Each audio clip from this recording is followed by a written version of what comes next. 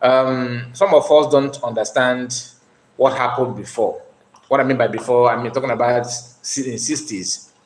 Yes, and Nigerians refuse to share the history of the of Nigeria. Everything that happened is in hidden. They said it is hidden. They said to hide everything because they felt that when people know these things, maybe the chance of revenge and the repetition of the same thing will occur again. But they forgot that when you tell the story of what happened, people will now learn on how to go about doing their things, carrying themselves and all that.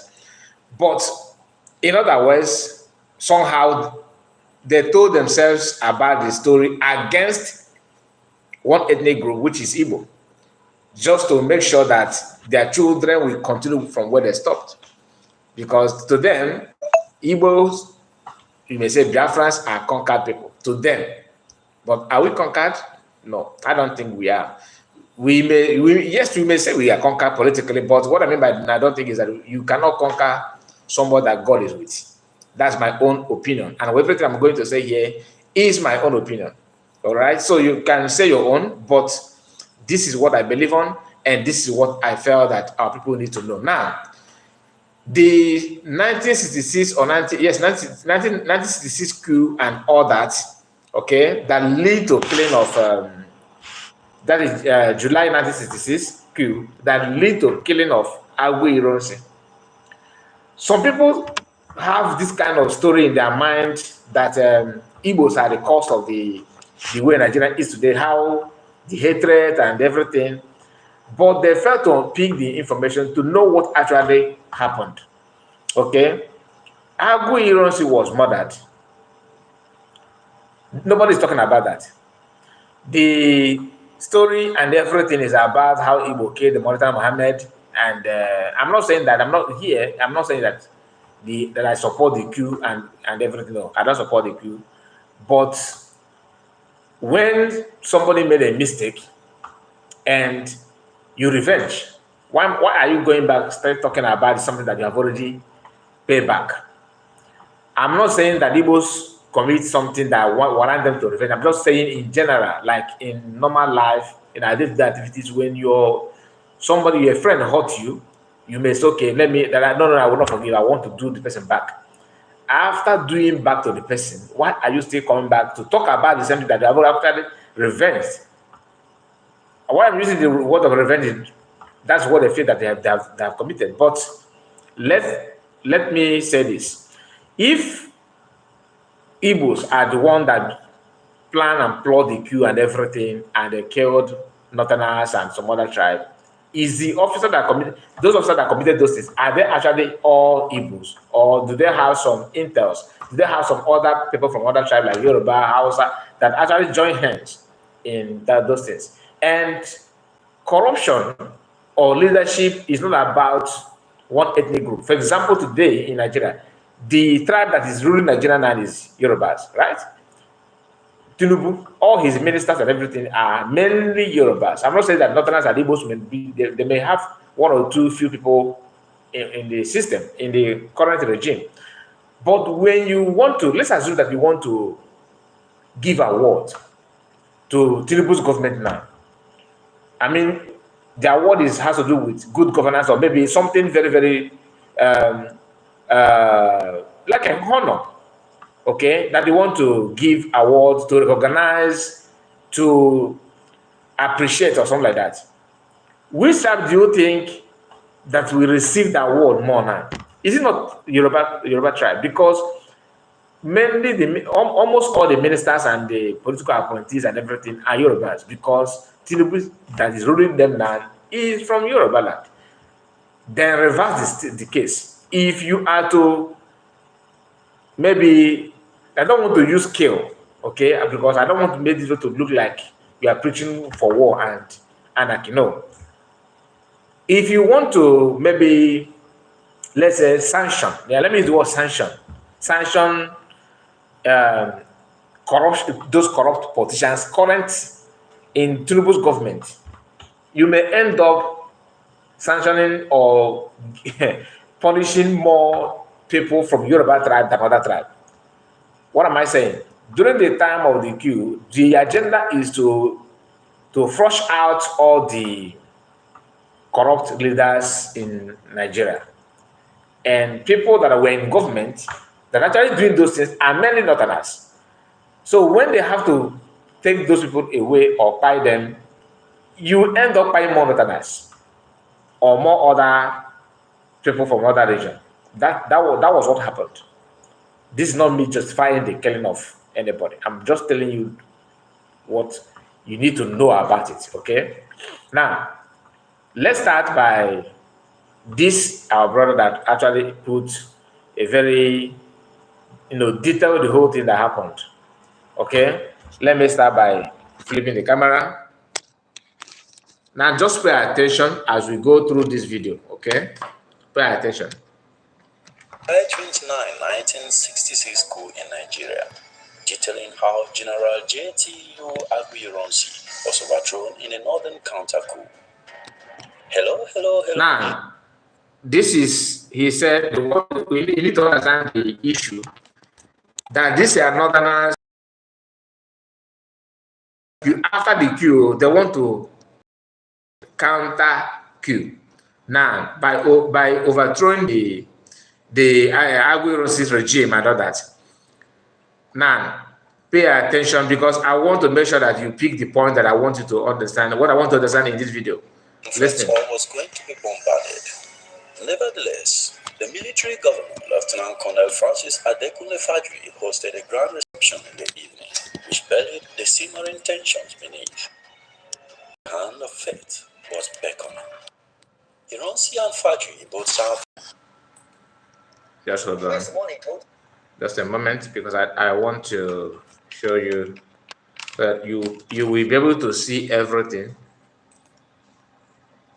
I don't want to skip any of them. So, and now they're playing ad. I have to skip it first. Okay. Ironsi and Fajri both served in the United Nations Organization for Congo peacekeeping operations from 1960. Now, this person here is the Aguiyi-Ironsi. Many of us know the person because I believe that people that watch my channel are actually, mature people, just few young people below 18.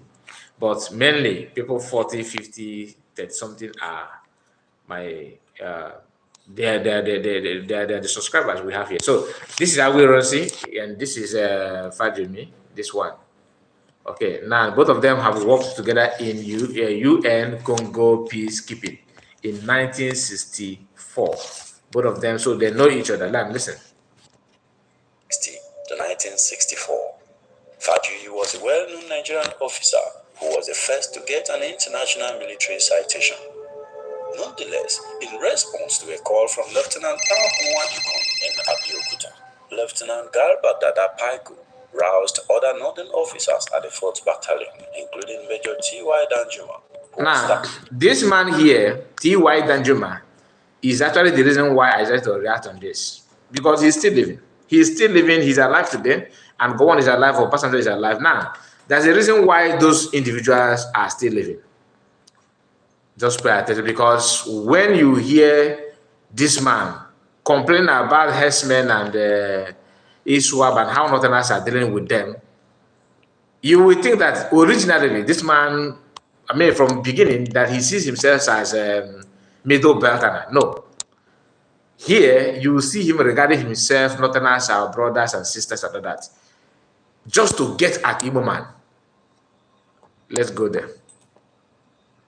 Officer at Army headquarters and had accompanied Major General JTU Aguiyi-Ironsi from Lagos and was temporarily staying at the Letmark barracks. Dada told Danjuma, "Sir, we will have to do the same thing. The most important target is the Supreme Commander. For as long as he is there, everything we are doing here is nothing." That is that to Danjuma here, that they have to get the Supreme Commander. The Supreme Commander they're talking about is Aguiyi-Ironsi. Dada is advising this Danjuma, and he called him sir, meaning that he's more, Danjuma is a senior officer to Hito Dada. Now listen. Go there. Following a brief discussion with Lieutenant Ibrahim Bako and Lieutenant Abdullah Ishele, A short phone call to Lieutenant Colonel Moritala Mohammed in Lagos was made, since Mohammed had previously asked the boys to stand down from their pre-planned coup. Mohammed, on the other hand, originally advocated prudence, since he was unsure whether his earlier clash with Auna means that Igbo officers and troops in Lagos were already armed, and as Auna had threatened, he may have the upper hand. Danjuma, Dada, Bako, Sheleng, and the duty officer James Onoja opted to ignore Mohammed and proceed with operations in Ibadan, fearing that... Now, you hear the names they mentioned. Those names, the person that is still living today, that's still alive, is Danjuma. And there's a reason for that. This is my own opinion, and I want you to see through what I'm saying so that you may have the same belief and opinion with me at the end of this video. The northern mountaineers in Abeokuta would be isolated and hence likely captured and accused if they delay action. Because Danjuma they were afraid that because of the issue that I want to had with his colleague, he believed that he had leaked information about their plan on how to counter their own coup against Aguiyi-Ironsi regime in Lagos, simply because they know that Igbo officers in Lagos by now must have the intel. Okay, so because Danjuma and his group were so desperate, Danjuma decided to go with a grenade. This is this kind of Ogbunigwe energy. In case of anything that he did not succeed, he can blow himself up. He was doing all those things. He went there. He went on this mission holding his own grenade. Now listen. Not bring battle gear to Ibadan. He borrowed one from Lieutenant James Onoja, who had just returned from a course in the United States, and put it over his pajamas. Danjuma then armed himself with a hand grenade to commit suicide if the mission failed. Okay. Soldiers were then rapidly chosen from infantry companies led by Onoja and Sheleng at Mokola. While Sheleng took one group to man checkpoints along the Lagos and Abeokuta routes to protect the city's southern approaches, Major Danjuma was accompanied to the government house in the early hours of July 29, 1966 by 24 soldiers under Lieutenant James Onoja. Some say in 2 Land Rovers mustered by the motor transport officer, Lieutenant Jerry Useni. The main goal was to isolate the premises, cut the Supreme Commander off from the chain of command, and arrest him as a bargaining tool in the case of the boys who killed Okonweze and others in Abeokuta. The government house was already guarded by the National Guards Company led by Lieutenant William Welby, who was in charge of the 106mm recoilless rifle group, as well as some troops on duty from the 4th Battalion, who reported to the battalion adjutant as well as the duty officer. After confirming that the Supreme Commander was present, Major Danjuma was faced with 2 command difficulties. Both stemmed from the fact that he was neither a member of the 4th Battalion or the National Guard, despite being the senior of all the boys on the ground. The first course of action was to secure the cooperation of the 4th Battalion forces stationed there. The second was to gain the National Guard commander's cooperation on the ground. To deal with the first difficulty, he requested that the adjutant Paiko issue a legal order requiring all his men on duty to be disarmed by the duty officer, Onoja, who was on the scene to perform a legitimate inspection. They were legitimately vetted after being disarmed by the duty sergeant, and those who could be trusted, that is, northerners, were illegitimately rearmed. They were then bolstered by the pre-selected group that Danjuma had brought along with Onoja from the barracks. To deal with the second issue, he went straight to Lieutenant William Welby and got his support. This wasn't a really difficult task. Despite the fact that they were in separate cells, Welby had been to separate meetings in Lagos with Joe Garba and others and was well aware of the basics of a coup attempt, even though he did not expect one that night. Danjuma was under pressure from the boys on the ground to continue the operation once the building was surrounded, and the 106mm gun was positioned in support. There were suspicions that General Ironsi was aided by Juju, and that he may disappear at any time using his crocodile based on Congo folk law. Junior officers who had joined the party advocated for a quick assault. with some even recommending a rerun of the Nziogo assault on the Nasarawa Lodge in Kaduna in January. They wanted to utilize the 106mm weapon to take out the complex. But Danjuma stood firm against the pressure. Lieutenant Colonel Hilary Njoku, commander of the 2nd Brigade in Lagos, then... The agenda of Danjuma is just to make sure that he revenge on Igbo officers, to make sure that he gunned down Ironsi. Okay, the conversation between him and, so you are going to hear it in this video. When he finally, faced Ironsi one-on-one, and the guard, one of the guard who happened to be very close to Ironsi, this man actually, got his help by promising him that the intention is not to gun Ironsi down, but to make sure that he kind of interrogate him or to find out why because their anger was that Ironsi refused to arrest or detain those officers who carried out the first coup, which Nzogo and his group, led. But he decided to take the action by himself. Okay, so when you hear Danjuma crying today of what they are going through in the hands of the rare Northerners, which he himself was fighting for, you, after watching this video, maybe your sympathy will go down. Listen. Walked from the main building and proceeded to walk right by the on-duty soldiers on his way to the gate. According to one report, he traveled up from Lagos with Ironsi, stayed at the guest house next to the main lodge, but was now at the main lodge with Ironsi, socializing with both Ironsi and Fajui.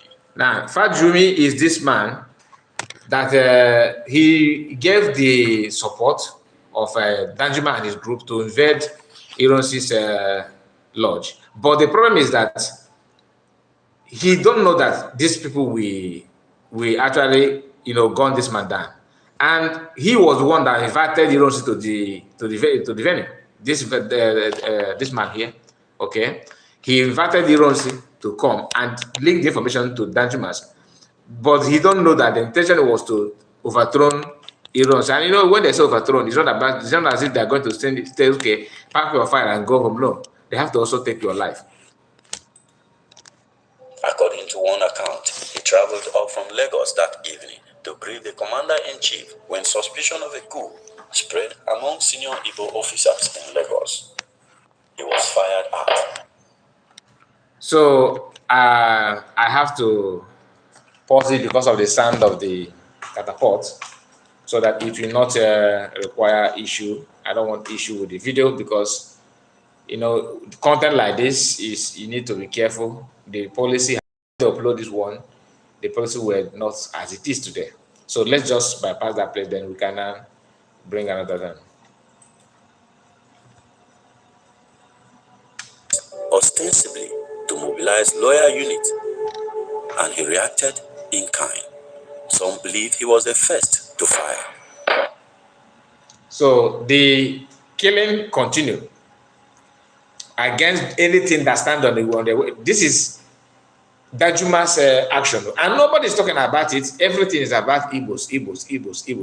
Igbo man said, Igbo man did, Igbo man go, Igbo man do this, Igbo man do that.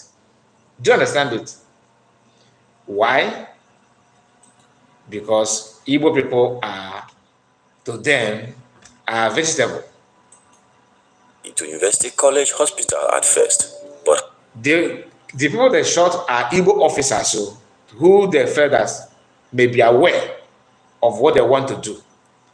Okay, they kill them, and those ones, just listen. They were sent to a national hospital. Listen. Had to flee when a mop-up squad arrived looking for him. Lieutenant Onoja asked for permission to leave at this point, claiming he needed to travel to the barracks to get more ammunition. But thinking that Njoku's escape would mean the coup would fail, he panicked and fled in one of the Land Rovers. Later, he was apprehended in Jeba. When it became clear that Njoku had escaped, Danjuma, escorted by 2 guards, went around the lodge checking all guard posts, and was on his way to the guest house when the phone rang. He reached out and picked the phone. On the other end of the phone was Yakubu Gowon, who did another person that is involved, because none of these people, nobody is talking about this thing they did, though. Nobody is talking about it. But to them, oh, Nzogu said, they killed a lot of Igbo officers in this mission before they finally got to Iros. And it did not end there.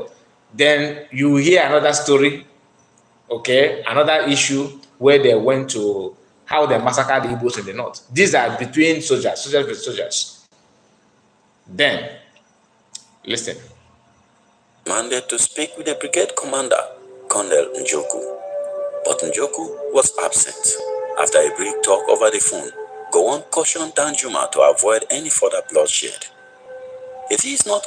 Gowon cautioned Danjuma to avoid any further bloodshed because Danjuma was the one killing Igbo officers in Lagos with his group. He was the, high rank officer.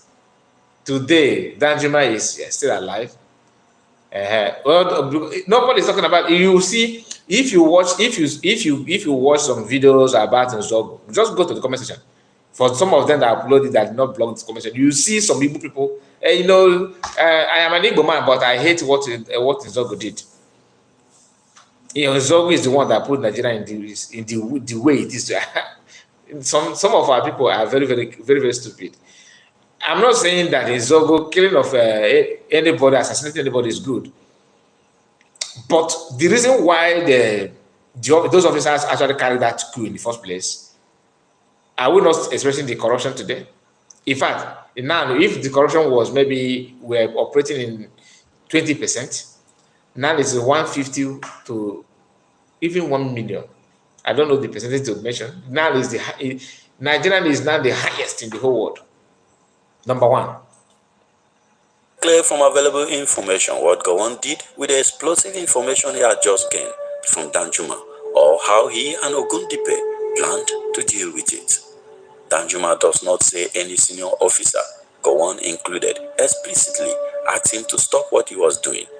Was there any rescue effort from any quarters, having been informed that Ironsi was surrounded by troops of the 4th Battalion? Or can we conclude that Gowon was complicit in the coup? Please leave a comment below. Of course.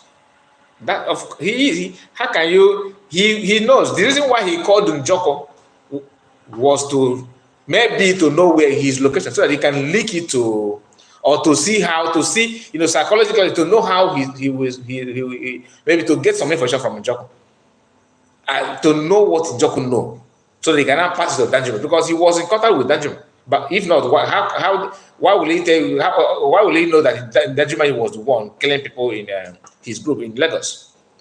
But he called him and said he should stop. He should stop the bloodshed. Danjuma refused. It's not as if Danjuma accepted. He refused. He kept on doing what he was doing. It appears that a decision was reached by omission or commission to adopt a negotiation approach rather than confrontation. In any case, T.Y. Danjuma was isolated when Onoja ran away.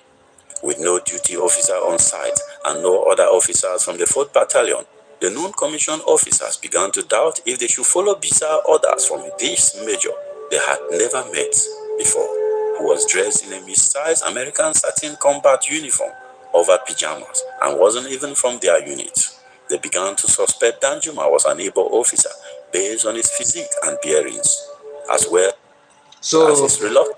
They were actually, because after those nonsense, because they were panicking that some Igbo officers may, retaliate, or maybe they have the information about what they're trying to do. So then Danjuma was isolated because he was so desperate and determined to make sure he gets to Ironsi. He still maintained his ground. He did not shake. And those people, those new officers, started. They don't know what to follow. If they have to follow Danjuma's instruction, because everything about him was they were suspecting him. They were planning to gun him down also, because they started suspecting that his physique looked like Igbo man. Danjuma, look at him here. So they felt that, anybody that is like this, they felt that, oh, you are an Igbo. And you understand? So they were contemplating that this one could be Igbo officer. Now, listen. Was to destroy the building. Fortunately for Danjuma, Lieutenant Abdullahi Shelin arrived from this one that know him, this Shere man, he's the one that knows Danjuma, and he was the only reason why Danjuma escaped from those people. Checkpoint on the Abeokuta route to check on affairs and persuaded the non-commissioned officers to obey him by assuring that he was from the north. As daybreak came, he assured them that Danjuma is a northerner. You understand? Now let's proceed. Other officers, including Paiko, returned to the scene. Neighbors' troops then went straight to Garba Dada Paiko and asked him to blow up the house, but he refused, unless Danjuma approved. But Danjuma preferred to keep the siege going, patiently waiting for the occupants to come out of the building. The opportunity will present itself around 8 a.m. when the governor and the head of state were set to leave for town to attend official engagements. The one odd mistake was that the governor they're talking about is Agui Ronsi. They were planning to leave for a function, and without knowing that Danjuma had been camping in the compounds, surround everywhere with you can see the weapon that I just showed you on the screen, and not all of them are not enough, no Igbo officer, and few Yorubas were waiting for him to come out because they're so desperate to revenge in Lagos. No attempt was made to disconnect the phone lines at the lodge. Lieutenant Sani Bello, who was Ironsi's Army ADC, emerged from the building at 6:30 a.m. to find out what was going on. Okay, had it been they blow the house, because Northerners were impatient, those Northern soldiers, they wanted to blow up the house where Agui Ronsi and those officers were in. But Danjuma refused and preferred to maintain siege, just to wait to know who they actually want. Okay, as an intelligence officer, he want to maintain his tactics. And finally, this aide, Agui Ronsi aide, came out, to know what was happening around the vicinity before the Oga will come out. And look at what happened. He was arrested and told to remove his shoes and sit down on the ground. So quickly, Danjuma and his group, captured him and told him to sit down, remove his shoe and everything, so that maybe nobody will notice that that he's walking and all that, just to maintain peace. Why those inside will not know what is awaiting for them. After a brief confrontation with Danjuma and a group of hostile Northern non-commissioned officers, members of the head of state's motor card and delegation were also halted and asked to sit down on the ground as they arrived from their guest chalets. Colonel Olu Thomas, an army medic, and Chief C.O. Lawson, secretary to the government, were among those seized at 7:30 a.m.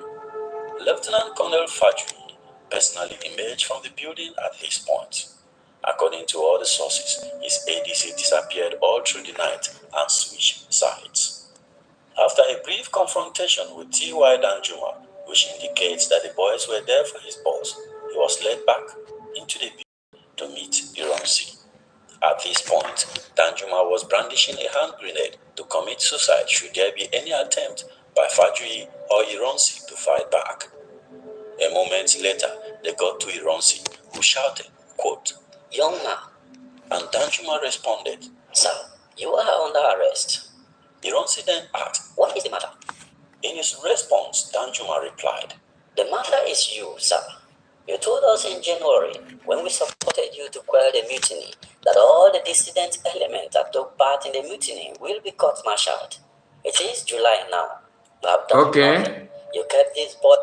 Danjuma was angry, not that they want to question those officers that carried out the first coup, but he said that EOC promised them that they're going to court-martial Zogo and his group. And this is in January, you have not done anything. Okay, and since January, you have not done anything, and this is now July. Let me allow him to read it so that you hear from him. Boys in prison, and the rumors are now that they will be released because they are national heroes. Ironsi, who was visibly surprised, said, "Look, what do you mean? It is not true."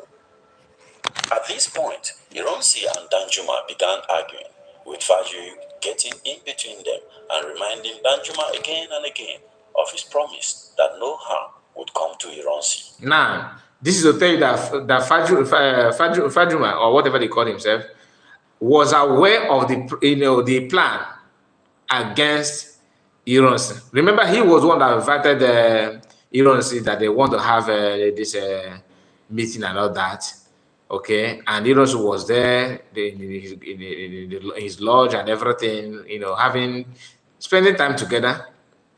Then they have pre-discussion, I believe, because if not, why will he know that Danjuma will come there with his officers? But Danjuma deceived him by making a promise that, look, we are not going to harm him. We are not going to harm him. And that is why he quickly said, let me take it back a bit so that you hear that.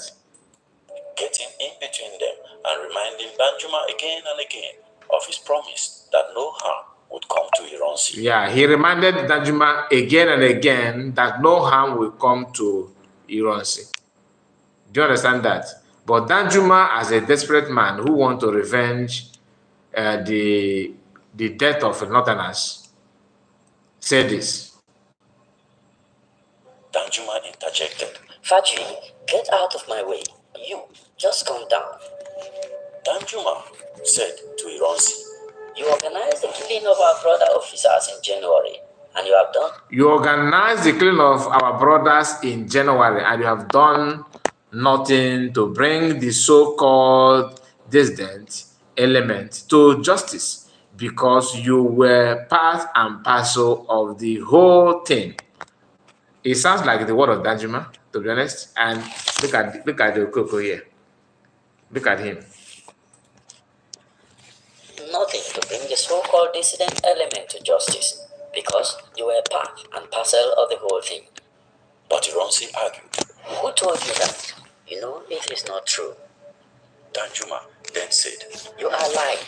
You have been fooling us. I ran around, risking my neck, trying to count the ranks, and in February, you told us that they would be tried. This is July, and nothing has been done. You will answer for your actions." At this point, Danjuma and Lieutenant Andrew Nwankwo, Ironsi's Air Force ADC, had a fierce verbal exchange, with one holding a grenade with a pin pulled and the other holding a pistol. But with the fingers of 5 other soldiers on the triggers of automatic weapons, Nwankwo was outgone. Nwankwo was outgone immediately. Now listen, that's another bloodshed, dude. When the group got downstairs, Danjuma instructed the adjutant of the 4th Battalion, Lieutenant Garba Dada Paiko, to take the pair to the guest house at Mokwa, pending date of full inquiry.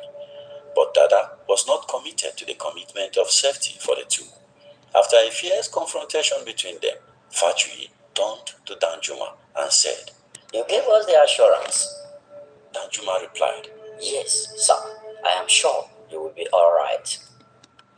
And this man is senior rank officer to Danjuma. That's why he's using sir, right?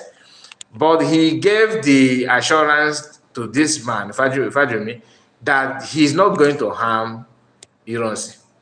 But being a northerner that Danjuma is, he actually wants to harm him.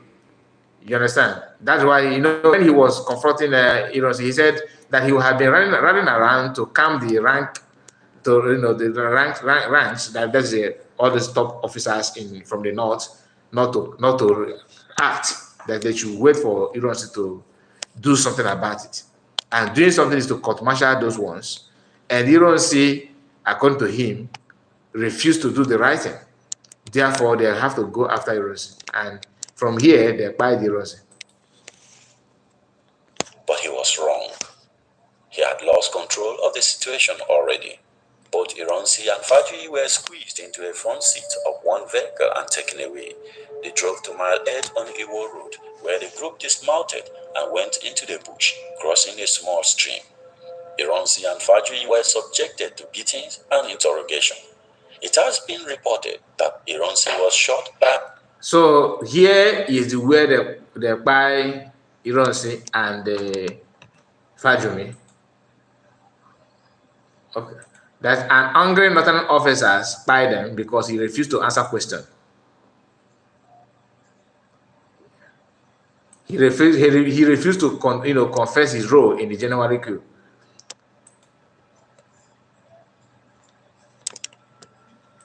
The officer that killed Ironsi was a sergeant, in the presence of Danjuma, who happened to be the commander of this. And now, the question is, this Yoruba man, Fajumi, is he part of the people that organized the so-called Igbo coup? Because they actually killed him also.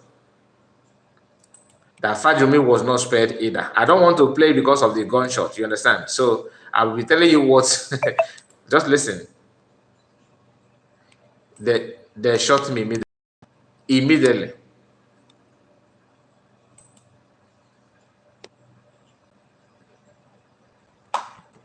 Information in 1967, after his official burial, said he had offered to die rather than abandon his guest.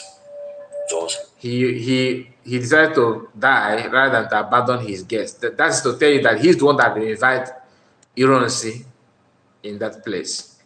You understand? So Ironsi was a guest in that lodge, government lodge, and Fajumi trusted Danjuma and his group, and he betrayed them. Yorubas are not asking questions of what happened to Fajumi, okay?